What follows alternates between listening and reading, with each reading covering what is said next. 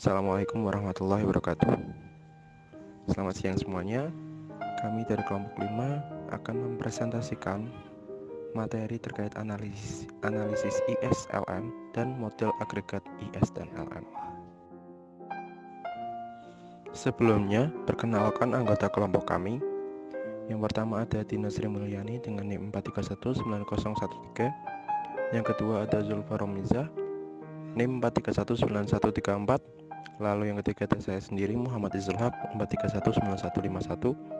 Lalu yang terakhir ada Sakinatun Nabila dengan NIM 4319155. Yang pertama, apa itu IS-LM? Model analisis IS-LM diperkenalkan oleh John R. Wilkes sebagai suatu alternatif teori umum dalam menentukan pendapatan nasional secara perinci melalui grafik. Model ini menunjukkan interaksi antara pasar komoditas dan pasar uang yang dihubungkan oleh tingkat bunga dalam menentukan besarnya pendapatan nasional untuk kemudian menurunkan permintaan agregat.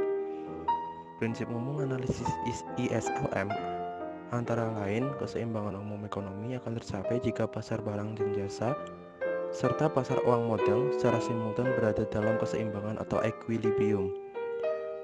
Secara grafis hal ini tercapai ketika kurva IS berpotongan dengan kurva LM. Jadi intinya kurva IS-LM ini merepresentasikan berbagai kombinasi equilibrium yang terjadi pada pasar barang dan pasar uang.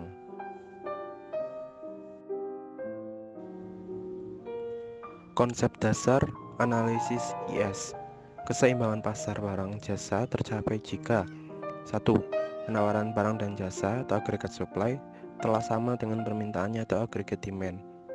Yang kedua adalah tingkat tabungan atau saving yang mewakili sisi AS telah sama dengan investasi atau investment yang mewakili sisi AD.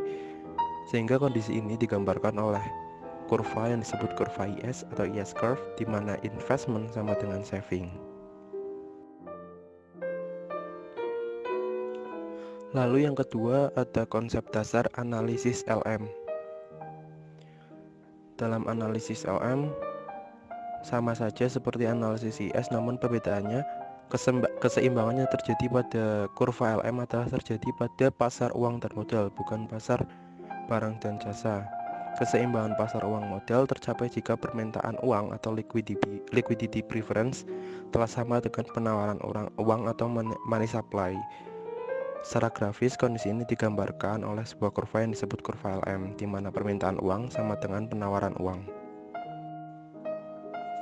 Lalu selanjutnya ada asumsi-asumsi pokok model IS-LM. Yang pertama adalah pasar akan selalu berada dalam kondisi keseimbangan, di mana permintaan sama dengan penawaran. Yang kedua, fungsi uang adalah sebagai alat transaksi dan spekulasi, yaitu di mana total permintaan uang sama dengan motif transaksi ditambah motif spekulasi. Dan yang ketiga, berlaku hukum Walras. Jika dalam perekonomian terdapat jumlah N pasar dan sebanyak N-1 pasar telah mencapai keseimbangan, maka pasar ke N pastilah telah mencapai keseimbangan. Artinya jika pasar barang, jasa, dan pasar uang modal telah berada dalam keseimbangan, maka pasar TK juga telah mencapai keseimbangan. Yang keempat, perekonomian adalah perekonomian tertutup. Perekonomian tertutup menyebabkan total penghasilan atau total produksi yang tidak dikonsumsi ditabung dalam negeri. Yang kelima, model IS-LM merupakan model komparatif statis, artinya mengabaikan dimensi perubahan dari waktu ke waktu, sehingga analisis yang dilakukan adalah perubahan dari suatu kondisi keseimbangan ke kondisi keseimbangan lainnya.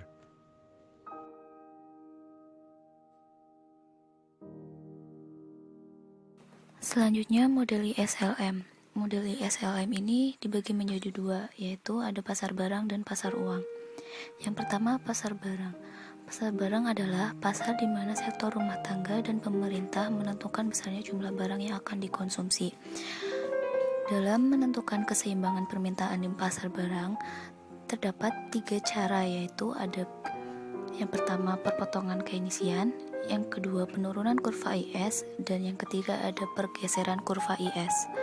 Yang pertama perpotongan Keynesian atau Keynesian cross. Sebelum pelajari tentang model perpotongan Keynesian cross ini, maka baiknya kita mengetahui definisi dari kurva IS.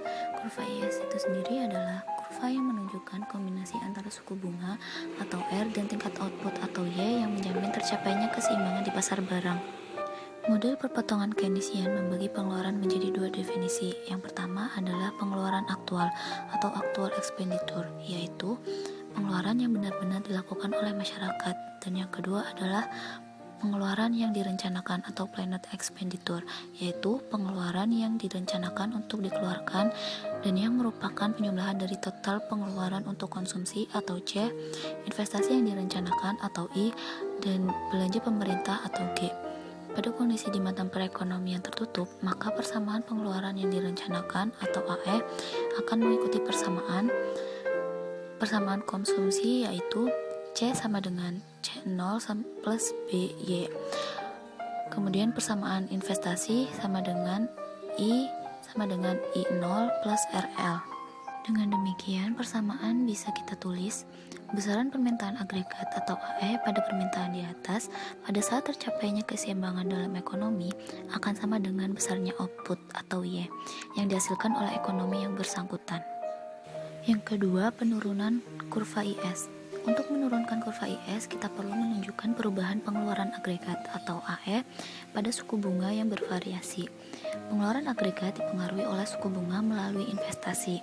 Ketika tingkat bunga naik, maka investasi akan berkurang, dan sebaliknya jika tingkat bunga turun, maka investasi akan naik. Ketika terjadi perubahan dalam investasi yang diakibatkan perubahan suku bunga, maka pengeluaran agregat pun akan mengalami perubahan. Perubahan inilah yang pada dasarnya menjadi landasan terbentuknya kurva IS. Yang terakhir, pergeseran kurva IS. Setelah mengetahui bagaimana kurva IS diturunkan, kita tentu dapat menduga faktor-faktor apa saja yang menggeser kurva IS. Kurva IS dapat bergeser karena perubahan dalam faktor-faktor pembentuk kurva IS. Faktor tersebut antara lain, yang pertama, pengaruh pengeluaran pemerintah atau G. Jika terjadi kebijakan fiskal yang ekspansioner di mana pengeluaran pemerintah meningkat, misalnya pada kondisi stimulus fiskal yang dilakukan sebagai respon dari krisis perekonomian yang dihadapi dunia, maka permintaan agregat atau AE akan mengalami kenaikan. Kenaikan tersebut dapat terjadi tanpa diikuti oleh perubahan tingkat bunga. Hal ini hanya dimungkinkan jika terjadi pergeseran kurva dalam IS. Faktor yang kedua yaitu pengaruh peningkatan pengeluaran otonom. Seperti halnya peningkatan pengeluaran pemerintah, peningkatan dalam pengeluaran otonom juga mengakibatkan pergeseran kurva IS ke sebelah kanan, yaitu menaikkan tingkat pendapatan berdasarkan keseimbangan pasar barang tanpa mengubah suku bunga. Faktor yang ketiga yaitu pengaruh pemotong tingkat pajak. Pajak merupakan komponen yang mempengaruhi besarnya konsumsi masyarakat. Kenaikan pajak akan dapat menurunkan konsumsi yang dilakukan. Tingkat pajak berhubungan negatif dengan tingkat konsumsi. Ketika pajak naik, maka konsumsi akan turun, dan sebaliknya. Ketika pajak turun, maka tingkat konsumsi masyarakat akan naik. Yang berikutnya yaitu ada pasar uang. Yang pertama ada permintaan uang real. Permintaan uang real yang diminta oleh masyarakat akan sangat bergantung pada tingkat pendapatan dan tingkat suku bunga. Ketika tingkat pendapatan meningkat, maka masyarakat akan meminta lebih banyak uang yang akan digunakan untuk kegiatan transaksi dan spekulasi. Sedangkan ketika suku bunga naik, maka masyarakat akan cenderung mengurangi jumlah uang dan mengkonversikannya ke bentuk aset keuangan yang memberikan imbalan berupa bunga. Itu artinya ketika suku bunga meningkat, maka opportunity cost permintaan uang tunai akan meningkat sehingga mendorong permintaan uang real. Yang kedua yaitu penawaran uang real. Penawaran uang merupakan variabel kebijakan moneter yang dilakukan oleh bank sentral yang bersifat eksogen sehingga jumlah penawaran uang nominal tidak dipengaruhi oleh variabel lain. Yang ketiga yaitu keseimbangan di pasar uang. Jika di pasar uang dalam kondisi seimbang, maka jumlah penawaran uang real akan sama dengan permintaan uang real. Keseimbangan di pasar uang di mana jumlah permintaan uang real akan sama dengan penawaran uang real. Yang keempat yaitu penurunan kurva LM. Kurva LM merupakan kurva yang menunjukkan keseimbangan di pasar uang pada suku bunga dan pendapatan yang bervariasi. Untuk menurunkan kurva LM, maka kita harus melihat bagaimana pengaruh perubahan keseimbangan di pasar uang sampai membentuk kurva LM. Yang kelima, pergeseran kurva LM. Ada dua pengaruh dalam pergeseran kurva LM, yaitu yang pertama ada pengaruh kenaikan jumlah uang beredar real, dan yang kedua ada pergeseran kurva LM ketika harga naik.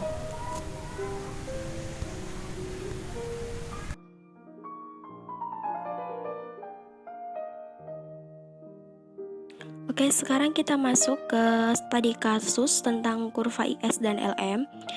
Di sini ada satu studi kasus yang menjelaskan tentang kurva IS dan LM, kemudian ada persamaan kurva IS LM. Soalnya yaitu, anggaplah perekonomian suatu negara dua sektor dijelaskan oleh persamaan berikut, bahwa C sama dengan 40 plus 0,6 Y, kemudian I sama dengan 80 min 4R, MS sama dengan 200, LT sama dengan 0,3 Y, L sama dengan 0,15 Y, serta L2 sama dengan 160 min 4R. Soalnya yaitu, tentukan persamaan kurva IS dan tampilkan secara grafis. Kemudian yang B yaitu tentukan kurva LM dan tampilkan secara grafis. Serta yang terakhir yaitu tentukan kurva IS LM dan tampilkan secara grafis.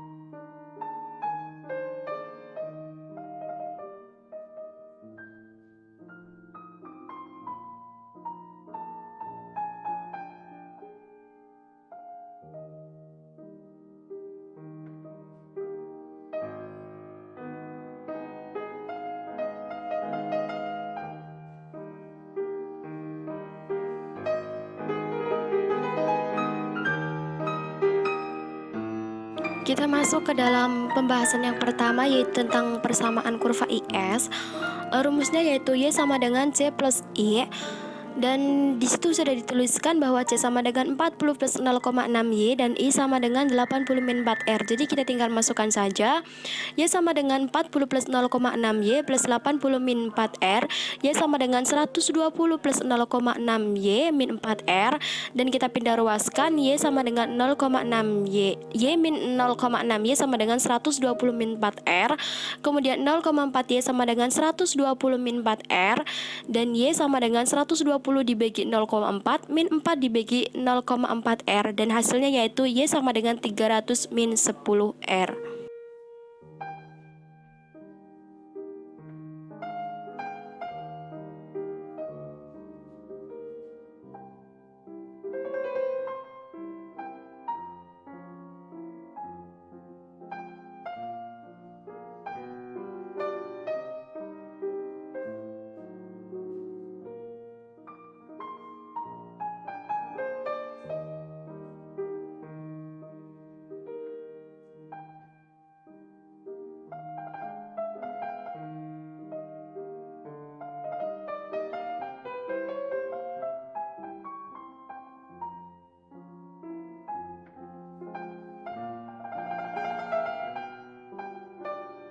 Kita masuk ke pembahasan yang kedua, yaitu kurva LM dengan rumus MS sama dengan L1 plus L2.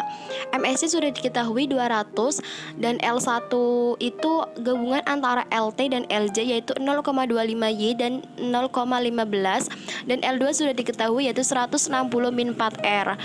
Kemudian kita lanjut, jadi 200 min 0,40 Y plus 160 min 4R. Kemudian kita pindah ruaskan, 0,4 Y sama dengan 200 min 160 plus 4R. Dan Y 40 dibagi 0,4 ditambah 4 dibagi 0,4R, dan hasilnya yaitu Y sama dengan 10R.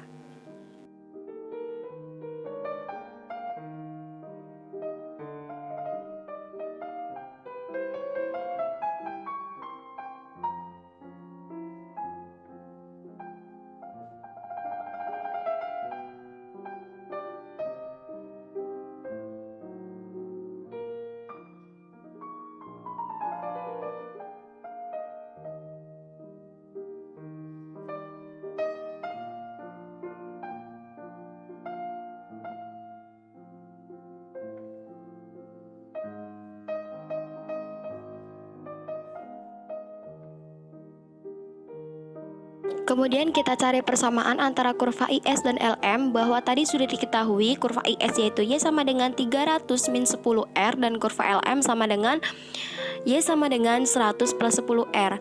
Dan IS sama dengan LM, jadi kita tinggal masukkan saja. Kemudian hasilnya itu 20R sama dengan 200, R sama dengan 200 dibagi 20, dan R sama dengan 10. Kemudian masukkan ke dalam persamaan, yaitu US sama dengan Y sama dengan 300 min 10R, dan hasilnya yaitu Y-nya 200, dan untuk kurva LM Y-nya yaitu 200, jadi sama.